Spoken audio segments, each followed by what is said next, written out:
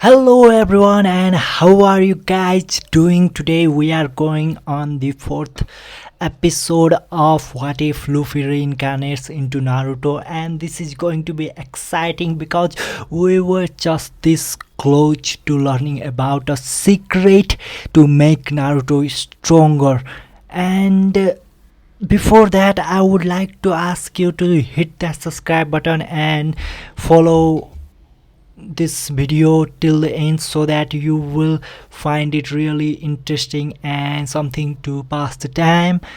And let's get started with the video right now.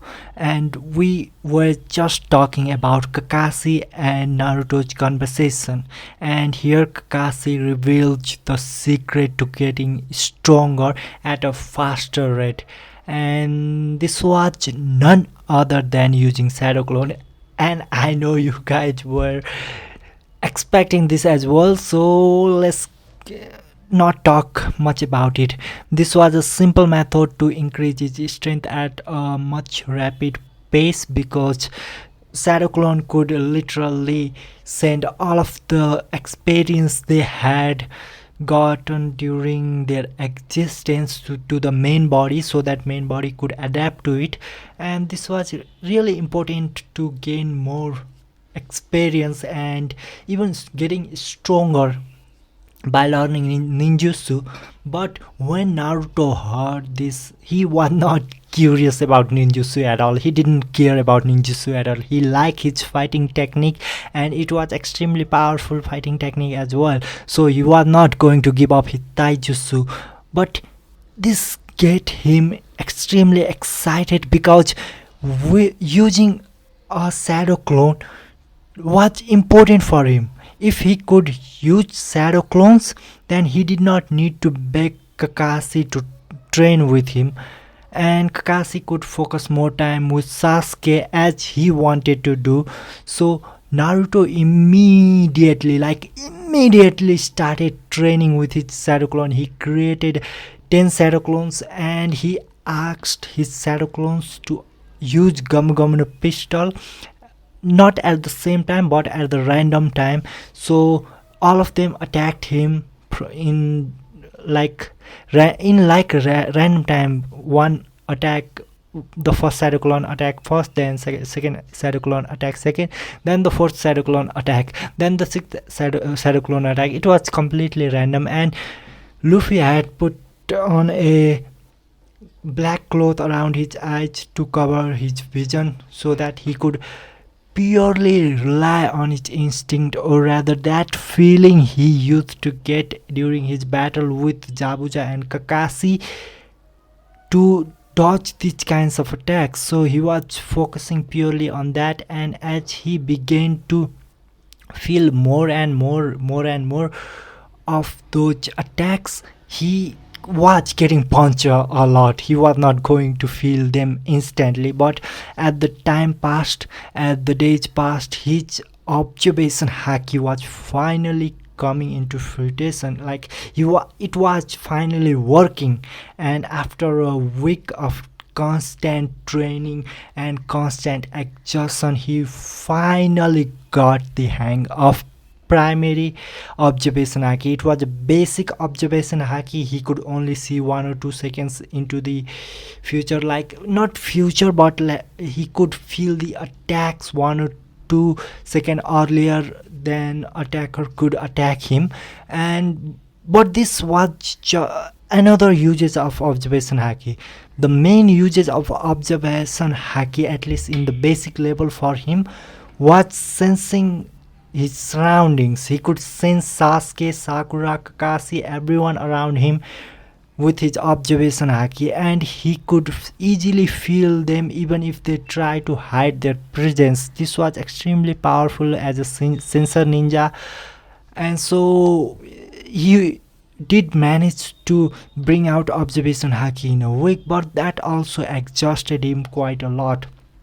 And at the first day of the next week, he was sleeping on the bed, and he was quite late for his training. Rather, this was not time for the training because Kakashi was taking them to the bridge so that they can protect Tajuna. And during this time, Naruto was sleeping simply for the plot convenience. I can't say plot convenience because I just described that he was training so hard that he got exhausted, and even though he had infinite, almost infinite chakra and a lot of will and strong body, he could still get exhausted. So he was exhausted and he slept till late, and after he woke up he tried to hurry the toward the bridge, but just when he was going, his observation haki sensed three different presents were rushing toward Inari and his mother, and this caused him to frown because he could sense evil intent in their aura, and this made him go back to Inari and save them. And at this moment, Naruto also inspired Inari to become a hero himself, and this will not make a lot of difference, but we will still follow the original path for this. So after saving them, Naruto goes back to the bridge, and now he sees Sasuke inside a ice mirror, demonic ice mirror jutsu, and fighting against Haku and his Senbon, while Kakashi was facing against Jabuja. He wanted to fight Jabuja, but he knew that Sasuke was in trouble, so he directly rushed inside the demonic ice mirror jutsu. And when he got inside, Sasuke was mad at him because a ninja in, should try to get more information about jutsu before charging in head on. But he also understood that Naruto was not a kind of person who would try to think before acting, so he just accepted the fact that Naruto had come to help him. And this time they started fighting Haku, and this fight is going to be a lot different because my man Naruto has learned observation haki, and he is going to see Haku's Senbon attacks, and not only he's going to see them, but he also understand that Haku had no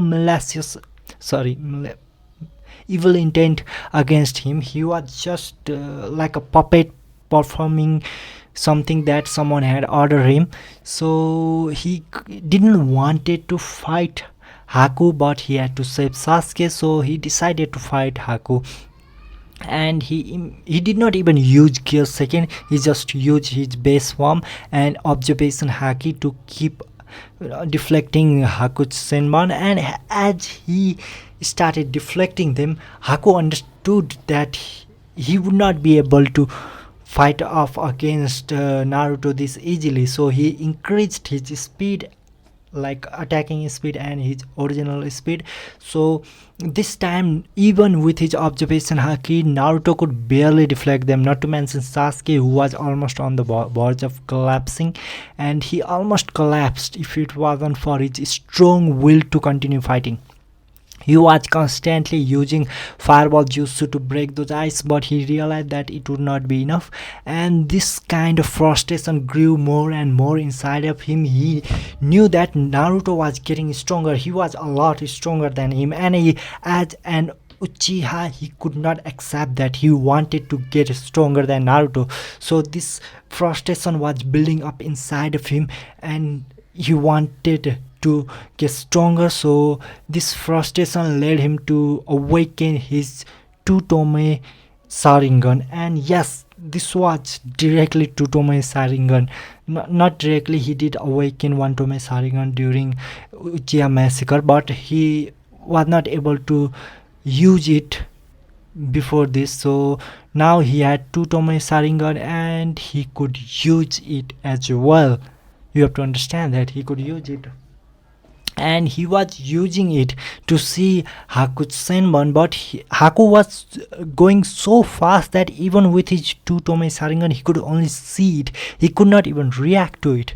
And finally he started to pass out. He knew that he had no chance against Haku at this moment. Even with his Sharingan turned on, he could not face Haku, and as he started passing out, Luffy grabs him and throws him out of the demonic ice mirror jutsu, and he looks at Haku and says, I know you don't have any kind of evil intention against us, but I have to protect my friend and I'm not going to let you hurt him. So I will be your opponent. If you want to kill him, you have to face me first. Saying so, he puts his hand on the fist on the ground and turns on his gear second. And using the speed of gear second and his observation haki, he got a lot faster than Haku. He was so fast that Haku was barely able to keep up for a moment until he speeds up once again because Haku was almost like Jonin. Almost, not exactly Jonin, but almost Jonin level. And so after he increased his speed, Haku was able to face off against Naruto on an equal term for a while, that is, because using Haku's Senbon, he was increasing the range and power of his observation haki. Luffy was training with Haku and he was training without any care. Haku also noticed it after a while, but he did not care because he was a kind person. If he could help Naruto, he did not care about anything else.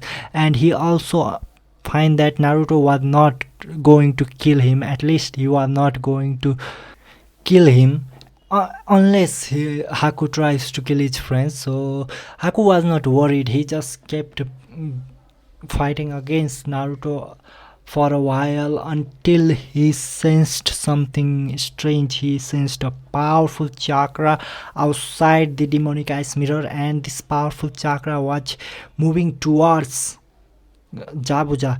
As soon as he sensed it, he wanted to go and block that attack for him. Luffy was faster than him though. Luffy already saw Kakashi using his lightning attack to pierce Jabuja's not Jabuja's Haku's chest, because Haku was going to interrupt it. So he understood that he could not let this person die because this person was a kind-hearted person and he did not care about the rules or regulation or anything of that sort. He just wanted to keep this person safe. So what he did was he simply raised himself to the sky, and at this moment he released a powerful roar from the sky. Stop! It was so powerful that it released an astonishing aura out of Naruto body. It instantly released a powerful aura that shrouded Kakashi, Jabu, Sasuke, Sakura, Tajuna, and even Haku. Tajuna instantly fell cold on the ground on the bridge, while Sasuke was barely holding on. Sakura could not hold on at all. Just like Tajuna, she also fell down. Haku, Kakashi, and Jabuja were shocked after feeling this aura. It was overwhelming, as if it was a tiger looking at them with a ferocious intent, and they knew that they could not even move for a second. It was that overwhelming, and it was coming out of Naruto. And when this roar came out and when Naruto subconsciously released his Conqueror's Haki, Kakashi's lightning blade faded. He did not use Raikiri anymore, and at this moment Naruto landed to the ground and walked toward Kakashi. Kakashi sensei, why don't we stop this? Like, really stop this. This guy, I don't care about him, but I don't want him to die, and I know that you can kill this guy. So if you are going to kill Jabuza, this person will definitely step up and block your attack, and you will die because of that, and I don't want that to happen. So let's just stop this battle. And hearing his words, Kakashi did not know what to say. Jabuja instead roared at Naruto, "Kid, what are you trying to say? Are you saying that I cannot defeat Kakashi? Are you trying to say that I am weak, so weak that I need to use this guy as a shield just to fight Kakashi? And Naruto nodded without a second of hesitation. He said, "You are not that weak. I know that because I fought you, but I saw it. I saw Kakashi Sensei using his Raikiri to pierce your chest. And he did not pierce your chest. It was Haku's chest that he pierced, but he was going to pierce your chest. And Naruto did not know Haku, so I am just referring Haku as a Haku, but he just said this person will step up and take Kakashi Sensei's attack instead of you.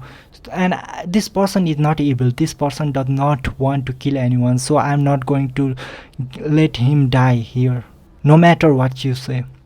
At this moment, Haku slowly reveals his mask and with a gentle smile on his face, Your name is Naruto, right? You don't need to care about my life. I'm just a tool for Zabuza, and I will do anything for him." At this moment, Naruto could not help but get angry.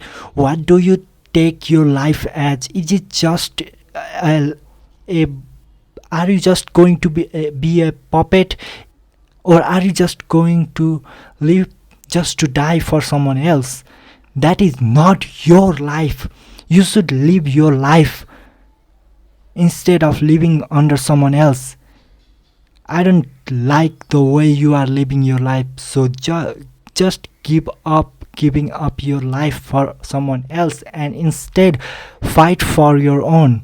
And when Naruto said that, Zabuza felt a tingling in his skin as if he was feeling not mad but excited. He also wanted Haku to learn that, but he could not say it out front. He was a Sundre guy, so he waited until Naruto finished his word, and Haku did not know what to say at this moment. Finally, Zabuza stepped up and said, "Kid, you are not a ninja material. You know nothing about ninjas. Ninjas are tools that follow the orders. They are just tools. Even me, even you should not be a ninja.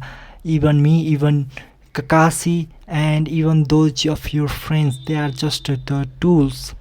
And when he said that, Naruto got extremely angry. "I am not a tool, neither you are. All of us are just human beings. We should not be a tool. We should be free. We should be more free than this. That's why I'm fighting for my dream. Because I don't want to be someone's tool. I am going to become this freest man in the world. So I don't want others to be in cage or become someone's tool, especially when they are in front of me." When Naruto said that, Zabuza could not say anything more because this kind of dream was nonsense in the eyes of ninjas. Ninjas cannot deny becoming a tool. So he knew that Naruto was just making a false dream. But at this moment, Naruto smiles and say, "I know that you are going to say ninja cannot be tool. Ninja cannot deny being tool and they must become tool for other people, but I'm not going to follow that. I'm not going to be a tool for anyone else. If anyone else tried to order me to do something that I don't want to do, then I'm going to break him. I'm going to kick his ass, and I'm going to disobey anyone who tries to order me. That's my life, and I'm not going to let anyone order me." So when he said that, Zabuza struggled even more because he knew that this man was just talking about his dream, but as a tool, as a ninja tool, he did not know what to do anymore. At this moment, an evil laughter came from the side of the bridge as Gato and his men arrived, and they started trash talking about Jabuja, and this was the worst moment they could interfere because Jabuja was already struggling to become Gato's tool, and right now Gato just came and made Jabuja accept Naruto's words even more. And at this moment, Gato could not stop Jabuja from attacking him because he was really infuriating everyone here, mostly Jabuja. So after that, after getting rid of Gato and his men, Jabuja finally looked at Naruto and softly said, "You are right, kid. Although I am a ninja and a tool, I am already a missing nin, and I'm not going to follow anyone's order anymore. I want to be just like you. I want to live freely with Haku." And saying so, he saw a bright smile in Haku's face, and Naruto was simply giggling because his words actually worked. He did not know why it worked, but it worked, and that's all it matters. Kakashi also sighed a breath of relief after seeing that, and so finally Kakashi and Naruto decided to go back with Sakura and Sasuke to the village, since there was no Gato and there would be no one to stop Tajuna from building the bridge. As for Haku and Jabuja, they decided to wander around the ninja world and live more freely because of what Naruto said to them. And since then, the bridge that Tajuna was going to build was called Naruto Bridge because of what Naruto did for the village and how he changed the person as well. So after that, Naruto and his team finally reached the village, and soon they reported to the Hokage. And at the same time, Kakashi also revealed something really early. Yes, he was going to reveal this early on because he knew that his team was more than ready for this. And this something was for you to guess. So let's see you guys in the next video.